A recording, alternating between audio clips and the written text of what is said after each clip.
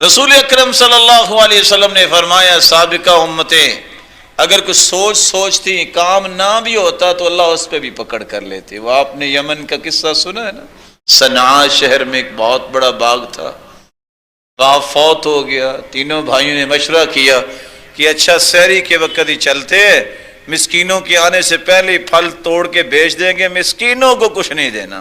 یہ بد نیتی کی سزا اللہ نے کیسی دی؟ ابھی وہ باغ میں پہنچے نہیں ہیں، اللہ نے پورا باغ جو ہے فَأَصْبَحَتْ كَالصَّرِيمِ جلا کے راکھ بنا دیا۔ اس امت کی خصوصیت دیکھیے، ان اللہ تجاوز عن امتی ما وسوست به صدرها، اور دوسری روایت میں آتا ہے ما حدثت به انفسها حتى تعمل او تتکلم۔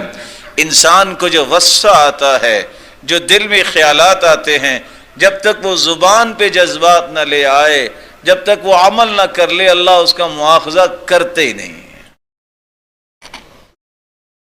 اور اس سے بڑا کمال کیا ہے کہ غلطی ہو بھی جائے تو 6 گھڑیوں تک برائی لکھنے والے فرشتے کو آرڈر ہے کہ بندہ چکے نیک ہے، بھول گیا ہے، میرے فرشتے گناہ نہیں لکھنا، اگر 6 گھڑیوں کے اندر توبہ کر لے تو بغیر لکھے ہی معاف۔ اس امت کی خصوصیت